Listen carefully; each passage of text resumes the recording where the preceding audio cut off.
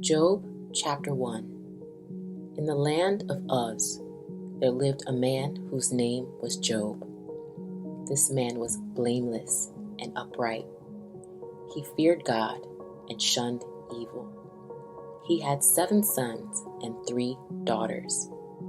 And he owned 7,000 sheep, 3,000 camels, 500 yoke of oxen, and 500 donkeys, and had a large number of servants. He was the greatest man among all the people of the East.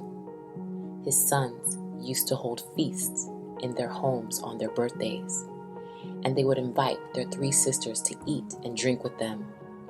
When a period of feasting had run its course, Job would make arrangements for them to be purified. Early in the morning, he would sacrifice a burnt offering for each of them, thinking, "Perhaps my children have sinned and cursed God in their hearts." This was Job's regular custom. One day, the angels came to present themselves before the Lord, and Satan also came with them. The Lord said to Satan, "Where have you come from?" Satan answered the Lord, "From roaming throughout the earth, going back and forth on it." Then the Lord said to Satan, "Have you considered my servant Job? There is no one on earth like him. He is blameless and upright, a man who fears God and shuns evil." "Does Job fear God for nothing?" Satan replied. "Have you not put a hedge around him and his household and everything he has? You have blessed the work of his hands, so that his flocks and herds are spread throughout the land. But now stretch your hand and strike everything he has, and he will surely curse you to your face." The Lord said to Satan, "Very well then. Everything he has is in your power, but on the man himself do not lay a finger." Then Satan went out from the presence of the Lord. One day, when Job's sons and daughters were feasting and drinking wine at the oldest brother's house, a messenger came to Job and said, "The oxen were plowing and the donkeys were grazing nearby, and the Sabaeans attacked and made off with them.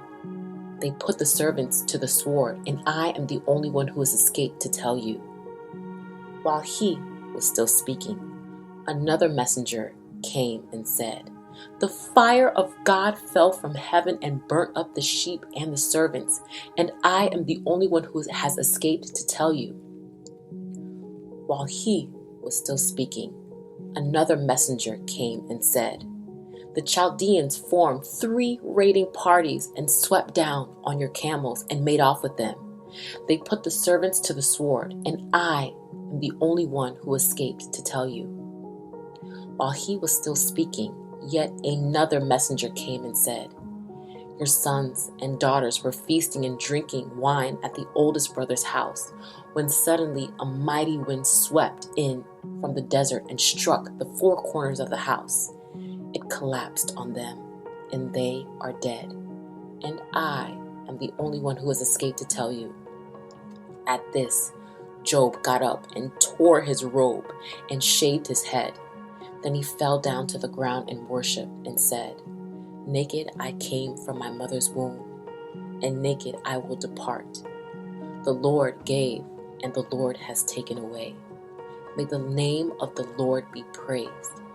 In all this, Job did not sin by charging God with wrongdoing.